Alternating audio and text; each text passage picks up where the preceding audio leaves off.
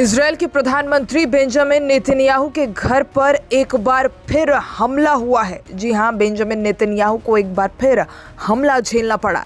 Hezbollah द्वारा दागे गए 2 रॉकेट उनके घर के पास स्थित कैसरिया क्षेत्र में गिरे। रिपोर्ट्स की माने तो यह हमला शुक्रवार को हुआ, जब हिजबुल्लाह ने लेबनान से इजरायल की ओर 2 रॉकेट दागे। दोनों रॉकेट नेतन्याहू के घर के बागीचे में गिरे। हालांकि किसी प्रकार के नुकसान की खबर अब तक सामने नहीं आई है। इजरायल की सेना ने घटना के तुरंत बाद इलाके की सुरक्षा को और भी ज्यादा टाइट कर दिया है और हमले की जांच को शुरू कर दिया है। हमले के वक्त नेतन्याहू और उनके परिवार के सदस्य घर पर नहीं थे। इससे बताया जा रहा है कि कोई बड़ी क्षति नहीं हुई है।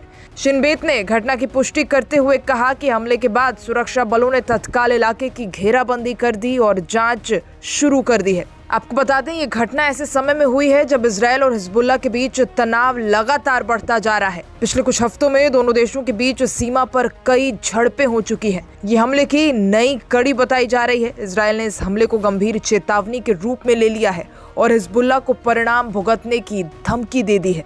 हमले के वक्त नेतन्याहू और उनके परिवार के सदस्य घर पर नहीं थे, इसीलिए बताया जा रहा है कि इससे बड़ी क्षति नहीं हुई है। इससे पहले ईरान के एक शीर्ष सैन्य कमांडर ने बीते गुरुवार को संकल्प लिया था कि ईरान निश्चित रूप से अपने क्षेत्र पर हुए हालिया हमले के लिए इजरायल को कुचलने वाला जवाब देगा। ये जानकारी का आधिकारिक समाचार एजेंसी IRNA ने दी थी। रिपोर्ट्स की माने तो ईरानी सेना के मुख्य कमांडर अब्दुल रहीम मौसवी ने पिछले महीने के अंत में ईरान में सैन्य स्थलों पर हुए इजरायली हमले में मारे गए ईरानी वायुसेना के एक सदस्य के परिवार के साथ मुलाकात के दौरान ये टिप्पणी की। वहीं आपको बता दें, इजरायल रक्षा बलों ने 26 अक्टूबर को घोषणा किया था कि उसने ईरान द्वारा हाल में किए गए हमलों के जवाब में ईरान में लक्ष्य पर सटीक और लक्षित हवाई हमले किए। ईरान के वायु रक्षा मुख्यालय ने दावा किया कि उसने इजरायल के हमले का सफलतापूर्वक मुकाबला किया, जिसके परिणाम स्वरूप केवल